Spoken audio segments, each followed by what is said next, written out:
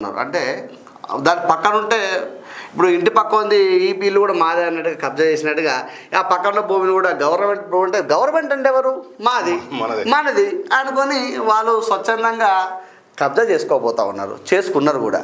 అయితే పూర్తిగా అది అన్యాయమైన పని, వారిది కాదు పట్ట, అది వేరే వాళ్ళది ఇనాం పట్ట. అతను సబ్జెక్ట్లో అతను లేడు, అతను సృష్టించినారు, పట్టా చేసుకున్నారు, ఇప్పుడు వేరే భూమిని కూడా కబ్జా చేయబోతున్నారు. ఇది సబ్జెక్టు. పూర్తి వివరాలు కూడా మేము వెల్లడిస్తూ ఉన్నాం.